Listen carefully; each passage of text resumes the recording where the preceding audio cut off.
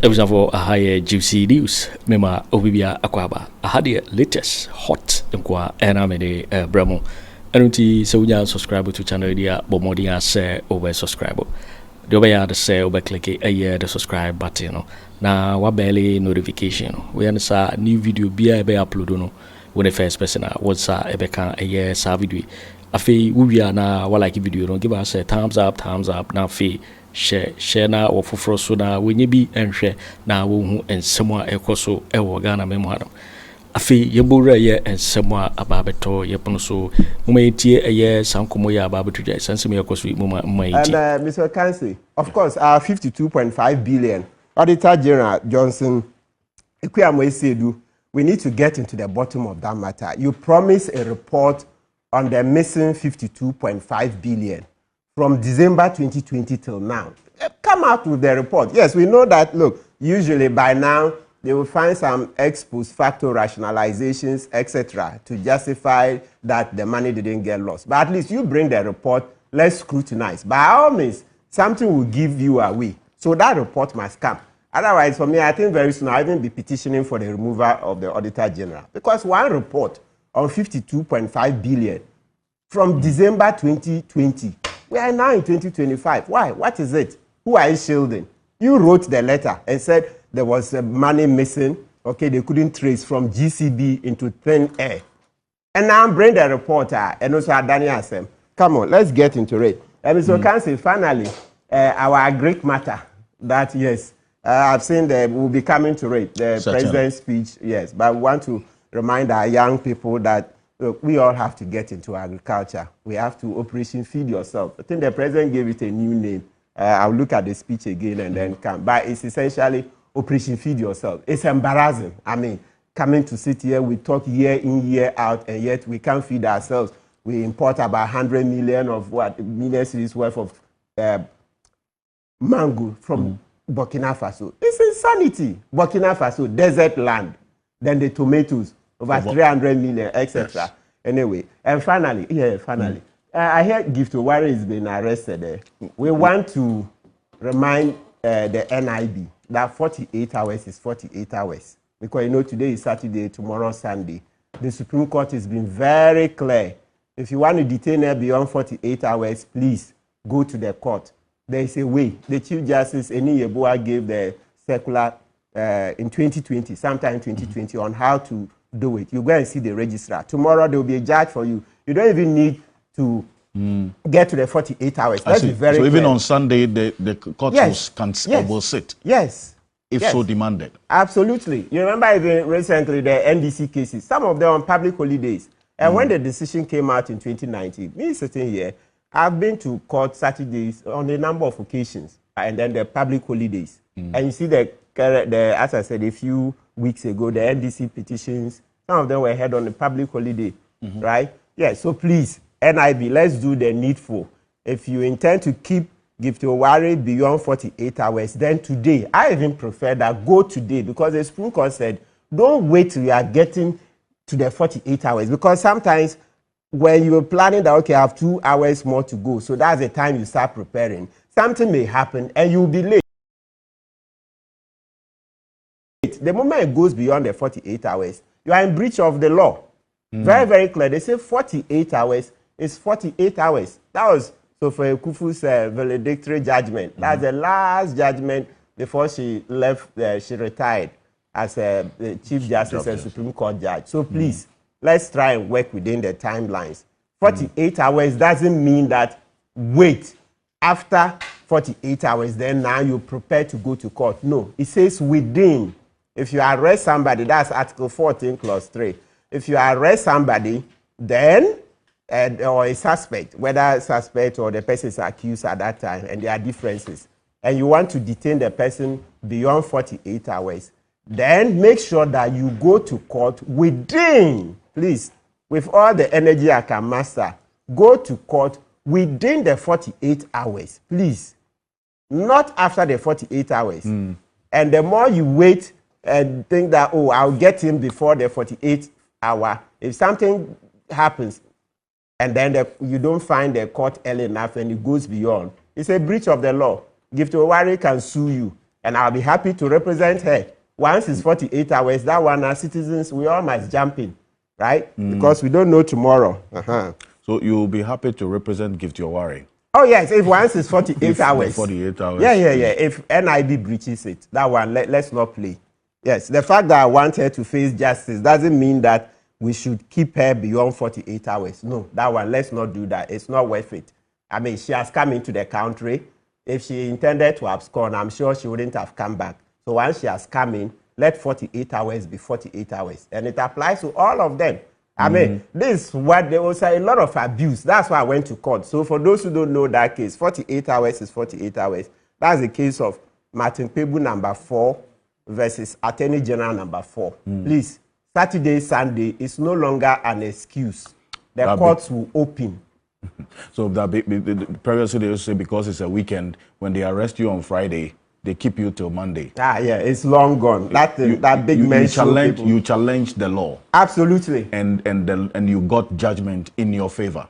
Well, it's for the people of Ghana. I always say the Supreme Court is a policy court. So when you go, they look at the case. It's not even your English. You know, sometimes it's an irony. Sometimes you go back and read what you wrote and say, how did I write this? Because you are not happy with the choice of words. Sometimes there are a few typos here and there. But it's a policy court, so they look beyond even the lawyer's abilities. So it doesn't matter. Sometimes your language may not be that perfect or up to scratch, but they look at it. Because even in India, and they've said it in our courts here, a lay citizen can just get up and write about a constitutional problem to their constitutional court. It's a letter. Yes, that's the form they do. You write, dear Chief Justice, there is this and this and this problem. Express yourself. When they read it and they see the problem, then they put together the brief. So the point I'm just emphasizing is that when you see the Supreme Court decisions, there are a lot of policy decisions. The Supreme Court is a policy court. It's not about, I'll be shark lawyer, I'm crack. No. It's more about policy. Okay. I see. You've always emphasized the message in this victory for President John Mahama. It cannot be business as usual. At all. Something must change. This vicious cycle of resetting, it must end at some point, is it not? Yes, absolutely. It must. Hey, before I move on, I just got a message. They say Gregory Afuku says thanks. Thanks TV3 for the unrelenting advocacy that you guys have done well. Okay. Thanks. And most people kept quiet when the Akufo Addo was tormenting him, punishing him for the sins of Paul Afuku. Suppose sins, because they disagree, Afuku disagreed with him for his inability to account for £300,000. Akufo Addo. Anyway, it's serious. Yeah, so it cannot be business as usual. And it's good GM organizes forum, right? And, in our history, even when you read Liman's biography, the one by Professor Aremeyaw, it shows that during Liman's time, we had such a fora to discuss national issues, and even I think a champion's time. So Ghanaian history is replete with such fora, right, to discuss the way forward. And when you read outside Ghana, you see in the Western world, they are always in consultations, always. The state institutions, before new laws are made, before taxes, even sometimes they use years to do the consultations. Yes, because, the way businesses operate, if you want to change the tax, then they say, okay, so let's say, for example, in the UK, before they make major changes to their tax systems, they use years of consultations. Of course, sometimes there are exceptions, like the energy profit levy that is currently giving the oil companies in the UK a lot of headache. All right, the windfall tax, that's an exception. But generally, before they come out with major taxes and other policies, there are years of consultations. You look at the US, years of consultations. So I found it very strange when the MPP came out that it shows that the NDC doesn't have ideas. I said, this is laughable. It means that people are not even reading. And some of those people were talking, I thought they had lived abroad. You don't even need to live abroad. If you just Google, you see everywhere, to bring major change, you need to bring people on board. So even sometimes when you are very confident of what you are doing, remember that if the people behind you don't support you, you won't succeed. So you do some of these things to bring about a buy-in. Yes, I'm sure the earlier speakers have stated it. So please, for those who go around saying that the consensus, so the other one we had Sinchi. This one, should we call it the Accra consensus or the International Conference consensus? Let's have the name so that it will be short. So for those doing that, let's stop. Because the more you say NDC doesn't have ideas, that's why it's engaged in consultations, then the more you portray your ignorance. It means that you are not reading. To Senchi, also how many of those recommendations were implemented? And so what's the essence of doing that again? I think, Mr. J, that's another issue you listen, the number that is implemented is another argument. I've said that the first one is you get people's buy-in and don't play. It's just like Ora, when President Mahama thought that people were coming to him, not just thought, when people were going to him with complaints.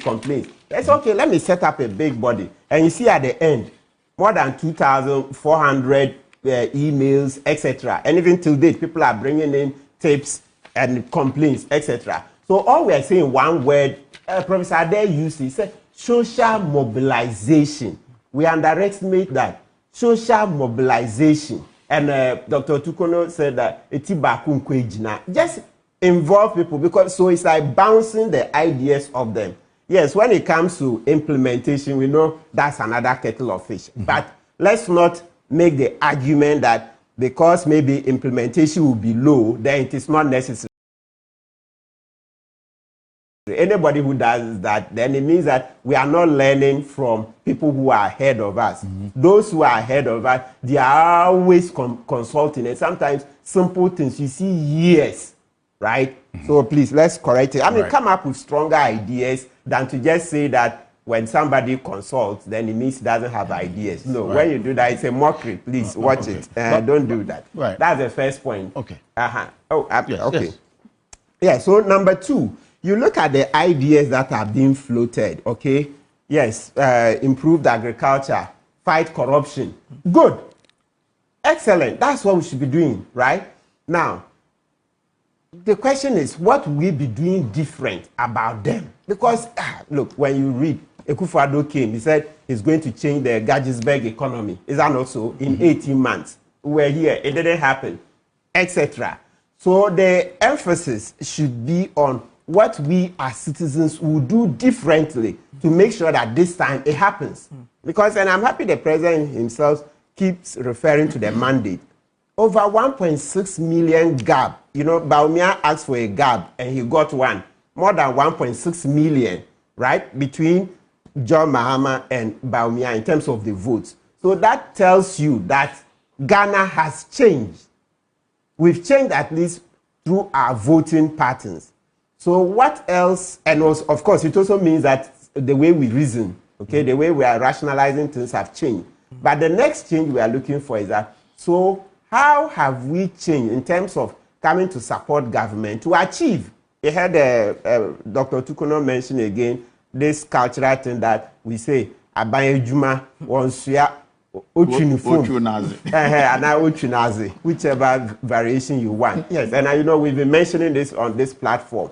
So when are we going to change? Because you meet some of the people, and to be honest, you see that no, the excessive greed. It's just, I mean, we all would like some amount of money, some comfort. But you look at those we put in charge and the way they take everything for themselves. They are the first people who need to change. They are the first. Buzia complained about it. That in politics, what he had seen is that very greedy businessmen had become politicians. So you see the politician, he's not the politician that we all read about in Plato's Republic.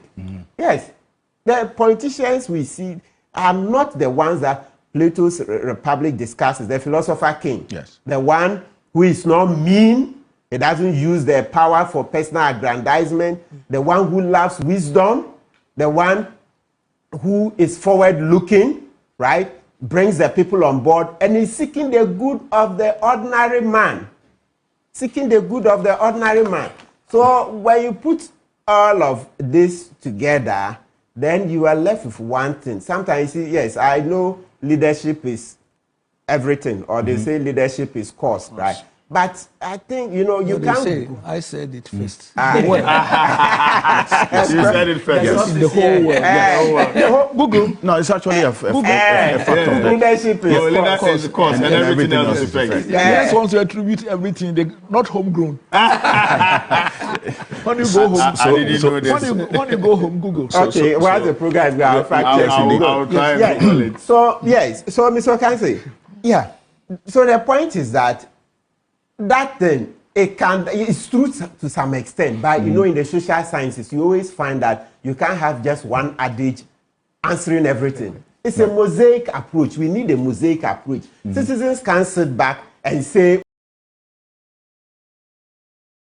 well, we elected you, fix it. We elected you, fix it. You came and said you had the men, right? And they turned out to be station boys. No. You also get up. You see all the noise we've been making here. We organized Kumipreku Reloaded. Some academics who should have known were trolling us. They didn't even appreciate that. Look, it takes one man. Even if just 100 people attended the demonstration, it's about the message that citizens are waking up. And you find supposedly renowned academics trolling us that Kumipreku is a failure. I said, hey, what is this? Citizens must not sit down for 4 years and go and demand a change at the polls. Absolutely.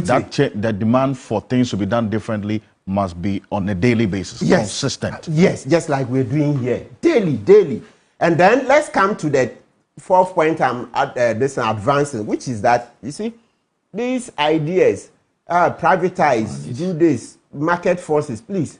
When you read the literature, these neoliberal ideas, in simple terms, not to use big words, you see the privatization, let the market work, government has no business doing business. Please, these are false. Throw those things away. I have been reading a book for years now. They call it The Rise and Fall of the Neoliberal Order. Those things are failing. Check the developed countries. See how government is doing business. So don't come and sit, you hear radio, government has no business doing business. Who told you so?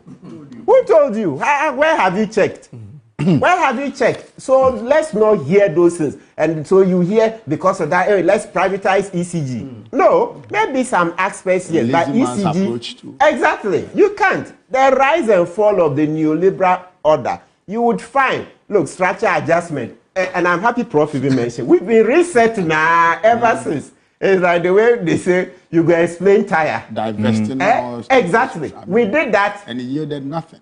Exactly. When we should have insisted on strengthening the institutions, like Obama came and told us. Yeah, you read the literature. They're telling you it's about institutions. It's about bringing up the poor, okay, involving the weak in our societies, in equal opportunity. That's why we say what? We do a welfare economy. So please, the people railing for privatization only, please, it's not working. Yeah, as I mentioned earlier, it's an eclectic approach. But if you ever come and say government has no business doing business, please, you are dead wrong.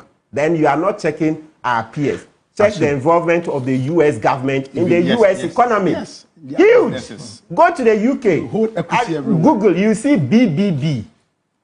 BBB. What it means, you see the British government setting up a wealth fund. You know, they were criticized initially. You know, Thatcher came in. When you read the history, economic history, see how Thatcher came in and said, no. She was doing privatization. Yes, privatization. Today, check. You see calls on government and through efforts by the UK government to get back into business. And look at the Chinese. Every single business. Good. Excellent. I like that example. That's why I brought this other book, The Tyranny of Experts. You read it and you get to a page where how the Chinese economists, all right, in the 20s and 30s, they said capitalism is ruinous. Capitalism is not good. And today, see where it's rich. Yeah, they said it. They said, no, we are not doing capitalism. It will be socialism. Government will be involved, etc. Right? So please, before you come and just tell us that it's all about privatization, market forces working, check again. I mean, do more comparative studies, because sometimes it's disturbing when you just hear those things. Oh, government cannot do it. It's only the private businessman. You know the motives of the private businessman. Oh, but you know what? Exactly. But from what we are all saying, the politicians are not allowing the systems to work. We are also contributors, because as soon as they take office right now, you see that we need jobs, so people come. This job for my nephew, this one for my cousin. So you see, it's become a chicken and egg matter. You see, otherwise, look, we've known all this. You think ECG? How can ECG make losses? How can you convince me that ECG should make losses? No, I just don't understand. There is no. So we just need that thing that look. Free the hands of the ECG CEO. Okay, not too much political interference, and also the procurement. Let's have an independent board that will scrutinize. Look, ECG, they want to buy this. It goes from here to there. People are adding their own margins. I'm telling you that ECG's #1 problem is corruption. You saw the audit report. Dubik was asked before that thing happened. We heard it. We knew that ECG was under-declaring. If you went into the industry, you hear that only Akufo Addo, and some other people and the MD knew how much ECG really made. They were under-declaring. Then finally, the World Bank came in. So the World Bank pushed for the audit. And the audit revealed it. Then Dubik was asked, you were under-declaring. Is it a crime to under-declare? How? Is it a crime to under-declare revenue? Can you imagine? So I'm telling you that this matter of ECG, corruption is the #1 problem. Yeah. All right? People close to Akufo Addo, his family members, were the people buying fuel for ECG? Who was checking whether fuel was really delivered or not? Ask ECG. People close to Akufo Addo's family. Were the people buying fuel? Yes, I'm telling you. You know that how? You check. Fuel. Ask them who was buying. The company. Who owns the company? What should I check? Akufo Addo's relations. You know, so listen, look, let's stop this privatization thing. I like what Jay said. Let's drill deep. The real problem is corruption, it's thievery. Even when we say corruption, we are not saying it. It's thievery that is causing most of this problem. So if you want to get how are we going to stop the thievery? That's the issue. So that's the noise we are making here. You see, we are all making noise. We are. I mean, when I say noise, I mean a positive. We are being exactly. I like that. So right now, as we are talking, when the first step is to stop every prosecution. No. There's some of the prosecutions, they were bad. Ato Forson soon.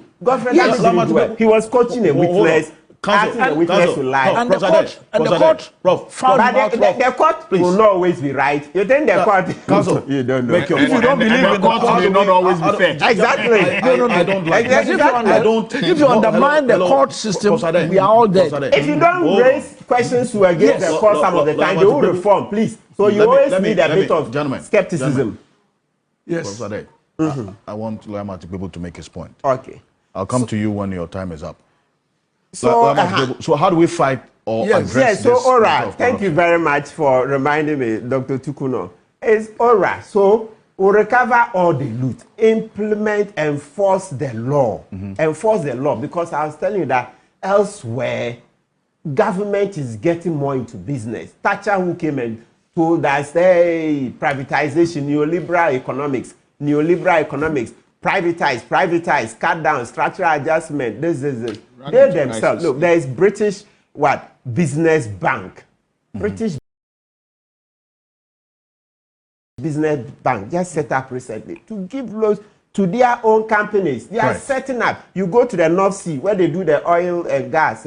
Government is supporting other sectors of the economy. Go to the US, you find government in there, right? So this thing about, let the market work, give to private companies, it's not on the table. We are not going to allow here. Dr. Torkornoo mentioned how Obama used economists don't say you don't allow the market to work. No, the market exactly. So you see, Dr. Torkornoo mentioned you see the issue about corruption, you said this is thievery. It's thievery, that's our main problem. The fundamental concern here is, if that's the case, and I asked this question because you had a mandate to fight corruption somewhat in this administration as well. You've done your work. You are done. But after oral, how do we prevent? That's what Professor Kweku Annan was saying. Operation Prevent All Loot, after oral OPAL. How do you expect this corruption or thievery to be fought by this administration in the coming days? Good. So we've started, right? That's what we are doing around this table. Sunshine campaign. Exactly. Naming and shaming, and even for those with no name, by constantly saying that no, we want to fight corruption. Corruption has no place in our society. It's part of the fight, because this, so basically I keep telling some people that we are also preaching here, preaching to ourselves and preaching to our audience that let's stop, because corruption has destroyed us for far too long, right? That's one. Then two, you see the investigations that are ongoing. Earlier on today, we mentioned Getrude Torkornoo answering questions. Professor Aremeyaw Anas went in earlier. He and Joe Gatti, Joe Gatti, former railway minister, and those people. They are also answering questions on the phantom sky train, the sky train that never came. And yet we paid $2 million. Can you imagine? So they are answering questions. There are more cases, right? More cases. So that is it. Investigations and prosecutions. So we are doing the normal things that are to be done. And if we did those right, we would make a lot of progress, right? So tying all of this in, what we're saying is that, please, it's not esoteric. Our main problem is thievery and the political patronage. These are the things. Thievery and political patronage. If we were to do the right things, we will make progress. I mean, ECG can't make such losses. You see one of the cases that ofori is wanted for. There was a company that ECG had engaged to help reduce the losses. And it's one of the areas of OSPs investigating on corruption. Corruption came in there. A company brought in to help reduce ECG's losses. Then that company said corruption. You see that it's just like UK. There was this anti-corruption minister, Tróuble, about a month and a half ago. Tróuble, who was appointed as anti-corruption minister, she herself, it turned out that she was linked to Sheikh Hasina, the Bangladeshi former prime minister, blah, blah. Long story short, they thought that no, there was corruption around her. She herself had to leave. So the point, so you see, even the UK, where they are ahead of us, they are fighting corruption. Corruption minister herself was suddenly smelling corruption. They had to kick her out, right? And then bring somebody else. So the point I'm making is that the fact that we fail doesn't mean we should stop. I like what Dr. Torkornoo said. We can't just say privatization. Me, I've told you, people have shown rise and fall of the neoliberal order. This privatizations is gone. Governments are getting more into business. Let our government be there. But let the system work. Let the system work. And that's what we are doing now. And I like this example. Let's keep quoting it because it motivates us. Today, JM has put in 60 ministers. Didn't this conversation start over 20 years ago? Check. Akufo came, yes. Atta came, all of them. Then gradually there were promises. But today, JM is delivered it. Yes. At least the fact that the main ministers is 60. Professor Addo, the point I'm making is that public opinion is one. Yeah. So one other thing we are not putting up in our discussions is that we forget that society takes time to evolve. So we need to give ourselves a bit of time. And effort. Okay. But in terms of the effort, leadership. I think we are, and leadership, in terms of the effort, I think we are pushing now than ever. And the results of the elections tells you that citizens are pushing. No, because who could have dreamt NGC beat NPP by 1.6 million in Kwame Nkrumah's Ghana? No. I remember not too long, 2 decades ago, NPP to attend NDC people, University of Ghana. If you were NDC, they used to attend meetings in the night. Yes. Dead of the night. They used to crawl to attend. When we were in school. Exactly. And if you were said to be NDC, let's say you were an intellectual. Yes. University of Ghana. I look back and I'm like, what? The party that you couldn't openly associate with, you had to attend meetings. People were attending meetings in the night. And if you were caught, even you'll be ponded. The meeting doesn't last 1 hour. Exactly. Okay. You see? So the point is, I tell you that there's a change. Ghanaians can see that no, some people came touting themselves. We have all the men. They tended to they came out. It turned out that they were incompetent, right? So why don't we go with the one who will be more humble and will engage us more? But the point in all of this, I'm saying, is that society takes time to evolve. Look, I've read a lot of American history, right? This election stealing, corrupt, it's the same. And even the private sector, people are saying privatize. Let's use one example. I was on that point when I was distracted. I left it. Dr. Torkornoo mentioned how Obama used socialist ideas to re-engineer the collapse of the market, right? The housing. Yes. What caused it? Was it not greedy capitalists? What did they subprime lending? What caused that problem? They saw people who weren't qualified for loans, and yet because of greed, gave them loans. A self-fulfilling prophecy. So it was only time, and then the loans would go bad. So here we are preaching that suddenly the businessmen are the angels, and the private sector the devil. It's not true. It's human beings. Public sector is made of the devils, and the private sector are angels. You can't get it. When you say that, then it means we don't even appreciate who private sector people are. Very greedy for profit. Very, very greedy for profit. A typical businessman is there to make profit. He's not there looking for the public good. So when you keep saying privatize, no. Subprime lending. The whole of the world was thrown into economic hardship, right? As early as 2007, 2008. The housing crisis, that collapsed bank, Merrill Lynch, Bears and Stern, etc. collapsed. It was socialism that eventually saved them, as Dr. Torkornoo made a point. But so human beings are greedy. It's neither private nor public. It's about human beings and the systems working. The management the system certainly. Ghana, the loans, the banks, we had to collapse. Of course, we don't agree.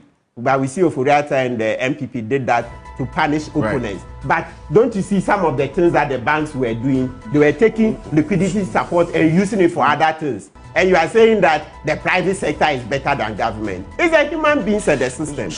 Yo, it is for winning a somewhere about beto. Yep, so make out say so we subscribe to channel area, but more than say over subscribe. Now, fee, well, like if video don't give us a thumbs up. Now, fee, share my or for so now when you be here now, and somewhere across Ghana memoir. Also, wait me otchere wondering a fire and some way you know, comment box in Mobeti Mingabi in my next video. Thanks for watching. Like and share the video. You can also drop your comment.